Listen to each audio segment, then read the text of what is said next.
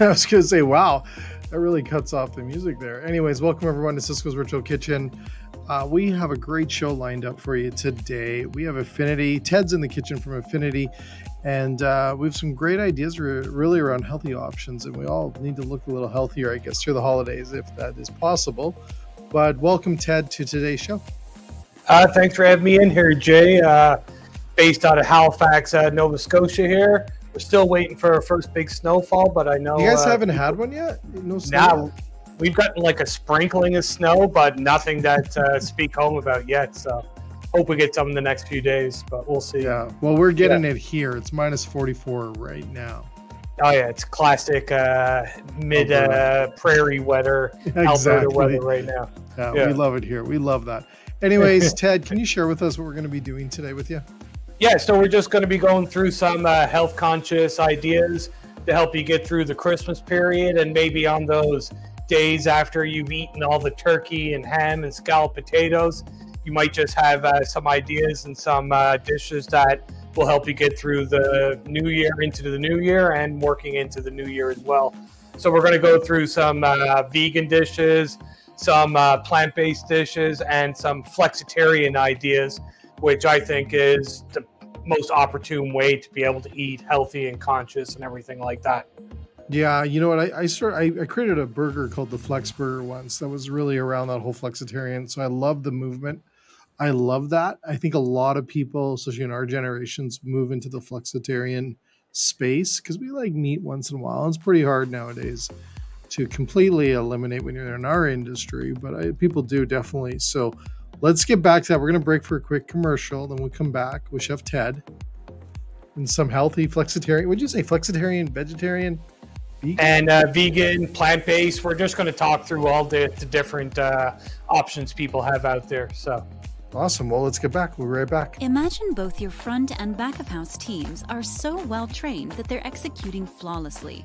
Your front of house is doubling your sales, boosting repeat business, and creating 5-star dining experiences, while your back of house is consistently preparing each dish to perfection, on time and to spec. Having a restaurant this dialed takes a unique training system. That's where Serve comes in. Serve means study restaurant variety, and it is a powerful mobile training system custom built to meet the needs of your restaurant. Serve will up-level your team's knowledge and skills, maximize your profits, and create experiences guests will rave about. Serve is the key to unlocking your restaurant's hidden potential and will prove that the more your team is able to learn, the more your restaurant will earn. It's Serve, and it's a game changer. Ready to serve? Get started at servenow.com. All right, welcome everyone back to SVK. So, Ted, what are you going to tackle first? Where are you going to go? So we're going to go right for Christmas dinner options pretty well. So Christmas dinner? You're just going right into it, eh? Right into it. Let's because we all know those family members that come over. You know, might be your in-laws, might be your sister, your mother. And there are vegetarians in every family this day and age. So I think this is a nice, vegetarian dish. It's nice and hearty, and it plays on those Christmas flavors as well that I think will people will enjoy. So if we can switch it over. Yep, go ahead, Jay. There you go. No, go ahead. This is what? Wait a second. What is that? Is that vegetarian? That is vegetarian. So this is a product by Gardein. This is a meatless meatball. So it uses a meatball. Yeah, veg isolate protein, and it's nice, lightly flavored. So it lends to any different type of cooking you want to do. You know, you want to make meatball subs. You want to make spaghetti and meatball vegan base. This thing plays into all those different types of dishes. I made some Greek marinated meatballs with this, with some nice rice, and they're absolutely delicious. They hold up. And they're nice and filling for people to be able to... Ted, can you cut one? Can you cut one open for us, Ted? You got it. Just let me get a cut see a texture. Does it look really... Did they poof up? This is the right culinary term. But did they get bigger? They're huge. They what, sorry? Did they poof up a little bit? Like, did they get bigger? Nope. They stay their exact same size. It's the interior almost reminds me of bulgur wheat, but it's not bulgur wheat, so... We'll Oh, it looked like a meatball. Yeah, just nice little meatball, lots of texture. They stay nice and moist. They don't dry up. They still lend to some browning as well when you do cook them up. So you can really get a nice sear on them and work with them nicely that way. And it's, this is a great product that I think a lot of different people can use. Cool. So we just made some vegetarian mashed potatoes. I know that's a no-go in some kitchens around. What did you do? Just regular mashed potatoes or what? I just got some vegan butter and just mixed that into the mashed potatoes. Yeah, just straight up nice and, lots of salt, lots of pepper in there. Not lots of salt, but enough salt. Do you have any secrets, Ted, on your mashed potatoes? Do you have any, hidden secrets? If anybody wants the perfect mashed potatoes, you should be picking up a little ricer, the little hand ricers that you can get, and just pushing your potatoes through there. So, and making sure to let them dry out after they're done boiling as well. Get them nice and dry before you start adding it. Is that the secret? Because I don't do that. Yeah, no, I find that always works out the best. Dry them out, rice them to make sure there's no clumps in there. And a lot of restaurants I worked in, I had to pipe them out. So you don't want any lumps in any of that you got kicking around. So good old piping days, eh? Good old piping days. We've all stood on the line with our piping bags, trying not to burn ourselves. So we got some nice charred Brussels sprouts as well. So I just what'd you do to the Brussels sprouts? Tell me. Just salt, pepper, a little bit of olive oil, and then I just got a pan super hot, and then I cooked them in a nice 430-degree oven for 10 minutes. I find the more color you get on them, the better they taste, and I find that if they're undercooked at all, they can be a bit bitter. Once you get past that cooking point and get them nice and cooked, they all seem to hold up very well and get that little bit of sweetness released. Ted, yeah, is it true that you have to cut the centers out of them? I don't myself. I cut a little bit off the bottom, and then I cut them in half, for these. And with some of them as well, you might have to trim some of the outer leaves off. But I don't bother going in and cutting out those. I just make sure they're cooked all the way through, and I've never had any problems with them. And I must have cut 10,000 pounds of Brussels sprouts in my day. So in the meatballs here, I made a nice sauce with some shallots, some nice apples, and then some dried cranberries, and then just a little touch of honey in there, trying to keep the refined sugars out of there and everything. And so this flavor plays up very nicely at Christmas time. You got the cranberries, you got the apples, you got the shallots for that savory item that you love seeing and tasting. And I couldn't find any sage, but sage would be the perfect. So sage is a secret? Sage would go well. I think sage is one of those Christmassy dishes that Christmassy herbs that I always love. So,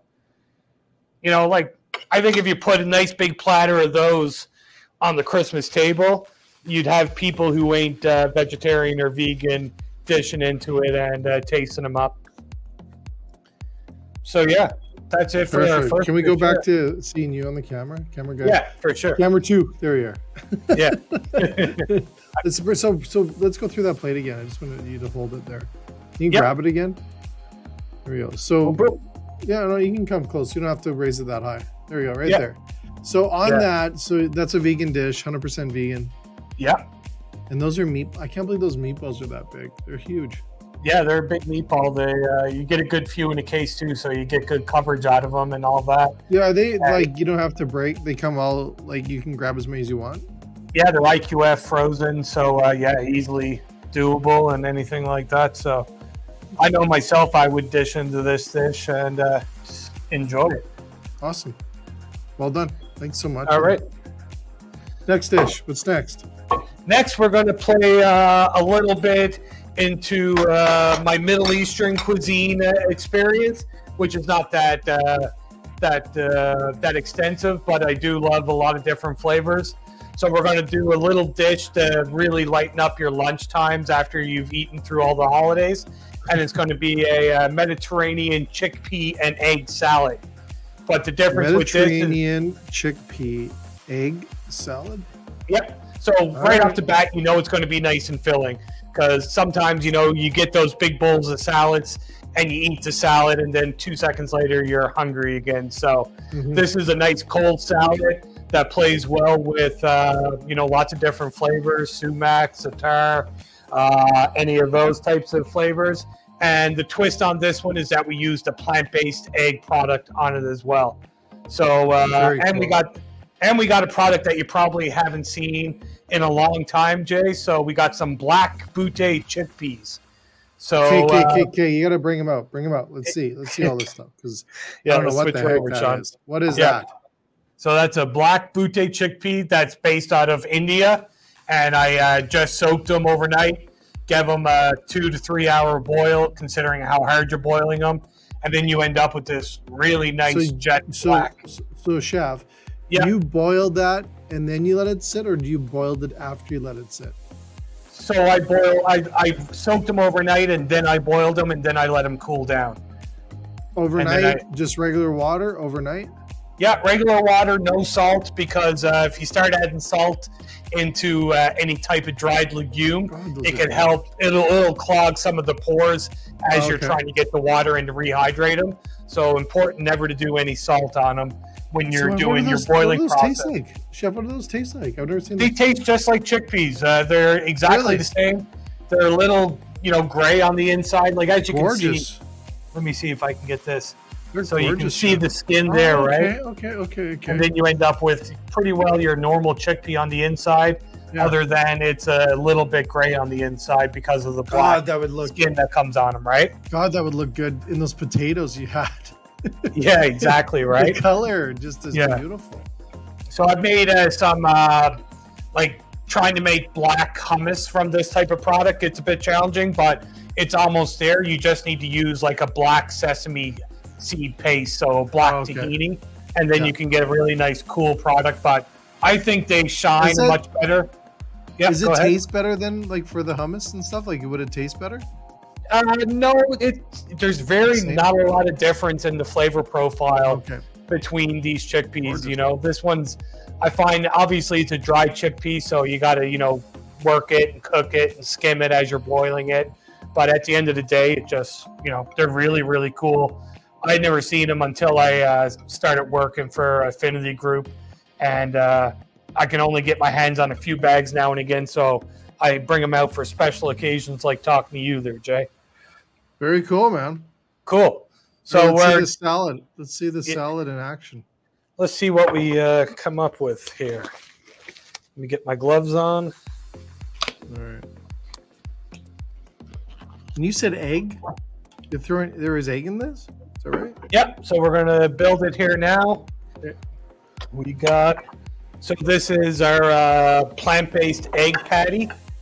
No, this is from just egg? Exactly, right? So I love this product. It's so versatile, lends itself to so many different dishes. And they have the liquid format as well, but this one is really, really good. I played with it before on your last show, I believe. Yeah, well, so what did you do here? This is just the one that comes folded? Yeah, that's the, like, folded for breakfast sandwich patties. Like, you just cut it up? Yeah, I just laid it down and I just ran my knife through it to get, you know, a half-inch cut on it pretty well. And it has good flavor on its own, so I didn't do anything else to it. I got a cumin and coriander lemon vinaigrette on the chickpeas just to give those some nice flavor. And again, you know, this could be a personal size salad, or this could be something you can put out with your family to all grab. You know, throw some nice pita chips on there as a side and everything like that. But we'll do these guys down here. Jeez. They're so beautiful, that white plate. Oh, they're amazing, yeah. And then we just got some roasted Mediterranean vegetables, you know, some tomatoes, some onions, some zucchini, a little bit of eggplant in there. And then you can do a nice sprinkle of those over top. Did you add anything to that, Chef? Just a bit of olive oil and salt and pepper, and then I roasted them in a nice high oven again, yeah. Oh, they're really nice. A couple more there. And then the egg. Just dilly-daddle it all over the top here.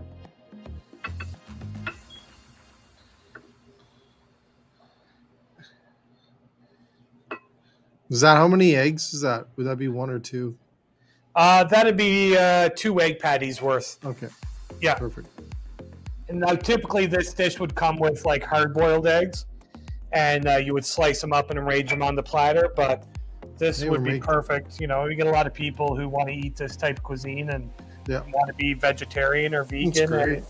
And, on again, you know, nice straight up chickpea and egg salad to help you get through those days after you're done eating all your turkey and everything. So love it. Yep. Love it, Chef. I like this. This is coming home for supper with me tonight. So.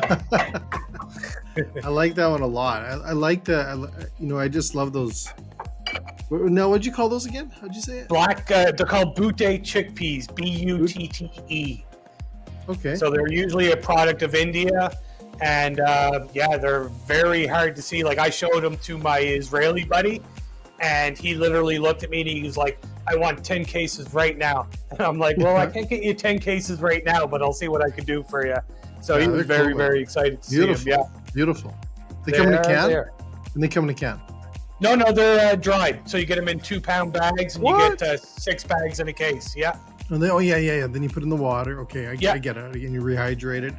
And this company does a really good job with all their grains, even their mixed grains they have. They frack them all, so you know when you get those 7 grain blends where one item cooks a million times quicker than the last item. These guys do a great job on making sure everything cooks at the same time. So, yeah. Awesome stuff, man. Cool. And, all right, what's next? What's next? Next dish is where we're going to play into the flexitarian part of eating healthy. So I think you try to make sure you get all your grains in, make sure you get lots of vegetables in, and then make sure you add a little bit. Make sure you add a little bit of protein to help keep up your iron content and everything like that. So we have we're going to do a bison quinoa Mexican salad. I figured quinoa Mexican salad. Okay. Yeah. So this product's from Noble Bison out your way there, Jay. Yeah. So it's Kelly Long's the owner there, and they do a beautiful job with their bison. You know, they're all free range, beautiful looking animals, and they take care of their animals a million times over. So we're just going to do a steak salad type dish, and it's a great way to make sure that you get to eat all your vegetables and your grains. And there we go. We'll get that switched over, Sean, so we can show people everything we got. So first things first is your base. So we have a nice quinoa product. This is a quinoa product from Noble Agro. So it comes fully cooked, ready to go in packages for anybody, you know, who likes using that type of stuff. And then we have fusion blend vegetables in there. It's got corn, black beans, and edamame beans. And then I just made a nice cumin, lime vinaigrette to go over it. Using no store-bought stuff, just nice limes that I squeezed myself. And then some tortillas on top. So the beautiful thing with this is you can fill up on the quinoa. As we all know, quinoa is a complete grain, gives you all the nutrients that you need. So this dish is wonderful for making sure you get all your nutrients and amino acids and everything like that. So, Chef, on the bison, what is some of the things that you want to look for on a bison as a chef in a restaurant? What are you looking for? Well, it's same as like quality-wise, you know, any type of beef product that you're going through, you want those same qualities on your bison. You want it to be nice and, you know, red-looking color. You don't want any smell on it, and you want to make sure that it's cleaned properly. So the product that we're using here today is with bison, you definitely want to not overcook it, if all possible. You wanted to keep it on that nice medium rare side. And because it does have lots of iron content in it. It's really good for you. It's free, you know, it's raised outside, it's free range. And I pre-cooked this steak a little while ago just to make the process a little easier. But obviously, if you're going to be serving this and you want to reduce your amount of protein that you're eating, like I think this dish here could easily feed 3 people with an 8-ounce steak on it, no problem at all, if you eat enough of your other vegetables. So very cool. Oh, I love when you cut it like that, Jeff. Yeah, it just looks nice. Yeah, nice. So again, you don't want to put your steak all up on the middle because then everybody's just going to take your steak. So you're keeping that what, to a rare? Is that a rare? This is like a rare, maybe a touch over rare somewhere in there after it rested. But as you can see, it's got some really nice color, nice and juicy. Very healthy. Nice and beautiful. Yeah, very healthy. That's the one thing I never see is fat on a bison steak. So no, I do a lot of like I'm from Newfoundland, so moose is always a big proponent in Newfoundland. Same thing? Yeah, exactly. You're never going to find, and you do find some, but not a lot at all. So then we got some nice corn tortillas to help give you that extra little crunch. And then, of course, lime wedges. Let everybody grab one. Squeeze it over top of everything.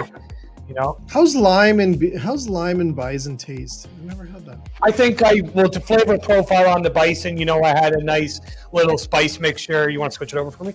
A nice little spice mixture that had cumin, some cayenne pepper, salt and pepper in it. So I think lime, as long as you play it off with those, it'll work perfectly.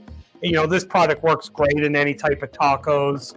Anything like that, the bison does. It's a beautiful, beautiful product that I love using every time. Perfect. Thank you. I love that, Chef. Yeah. Thank you. All right. What's next? I think that's all we got here now for today. We have... So do you want to just... I know we talked about this lasagna. Let's bring this lasagna out. You can't cook lasagna without me just looking Let's bring her out. So this I want you to cut it, though. I want you to put it on a plate because I got to see it on a plate. Those white plates you got are beautiful. Let me get. So this is a lasagna from Nestle. Is that right? Yeah. So this is from Nestle in their Stouffer's lineup. Okay. And so they do make a meat lasagna as well, but this is this is a very innovative product that I think works very well in lots of different settings. So good looking, man. Yeah, it's a vegetarian lasagna. You know, it takes from frozen about an hour to cook, an hour and a half, considering your oven. It has spinach, artichokes, and kale in there with a nice white sauce. So, you know, this ain't the most healthy thing in the world, but you are minimizing your meat that you're going to be eating as well. So we're going to break out a nice piece here, and then we got a little bit of a marinara sauce. So nice classic marinara. This again is another Stouffer product from Nestle. So I'm gonna see here. I'm gonna prove it if it is worthy to get by. Okay, so you did a sauce on bottom? Yeah, I'll do a little bit of extra sauce on bottom just to give it. You know, if someone was eating this on a buffet, you wouldn't have to worry about this. But just to get some color and some extra flavor in there. So if it's got that homemade look, let's see here. Yeah, it's nice and chunky. Really nice flavor profile. You know, they get the herbs, the garlic, the spices in there really good. And so this one was cooked yesterday, so let me get the lasagna out. Okay, let's see. All right. Okay, so this is a lasagna that's different than any other lasagna, dude. On that plate, look at that. Like literally, this lasagna, we've all had a good few portions of it here at the office, and every time we eat it, everybody is always like, man, that's a really, really good lasagna. So that's just straight up simple. I was going for an HMR, takeaway option, but any buffet that has a lasagna function on it, I think that lasagna would play out well. I think it'd be great for places that just don't have the big ovens and stuff, or have the chefs and availability and all that good stuff. To 100%. Be able to just throw some in the oven, right? Yeah. Be able to, I'm thinking coffee shops. Some of these coffee shops now. Yeah, definitely. You can put that in, portion it out. And I've, gone down the avenue of making lasagnas for 500-600 people, and there's really no need of it when there's, this really good product like this. See, back in the day, they used to be brutal. used to be brutal, and these companies like Nestle stepped up so much on creating these pre-done lasagnas that they're just incredible. They look beautiful. It looks so good. No, they nail it, and the taste is there as well too, right? So yeah, well, I think they're using better ingredients to get it. Yeah, eggs in their pasta. You know, they use real parm and mozzarella, everything like that. So, how long do you bake it for? It takes, you know, considering your oven, an hour to an hour and a half, and you bake it with the lid on, and then the last 20 minutes you want to take the lid off and just keep an eye on that color that on the top, because sometimes it does have a tendency to get quite brown on top with all the oil and the cheese and everything like that. So as long as you keep your eye on it, you're laughing. Awesome. Well, thank you so much, Chef, for these ideas. I know the holidays are right around the corner, literally around the corner. So thank you so much for spending time today, sharing these great ideas. I am blown away. That lasagna still is, I think, that's the winner today. Yeah, that and the bison. I don't know. I don't know. You nailed on a few things here that just totally blew me away. So thank you so much. Thank you so much. Awesome. I love talking to you on the SVK channel. So thank you so much. This is your second show, so you're becoming a vet. So, second show. We'll get a couple more in the new year there. So exactly. We'll awesome. Well, thank you so much, Chef Ted, and to everyone else. We're back later on today. We have another show later on today with Chef Peter. And then we have one show tomorrow, and then we're off for the holidays, and then we're back in January with like a bazillion shows all the way till the end of June. So thanks so much, Chef Ted. To everyone else, get out there, support our industry, and watch our shows on demand. Over the holidays, you can just watch a ton of this stuff. So anyways, thanks so much, Chef Ted. Take care. All right. Happy holidays, Jay. Thanks. You bet. Bye.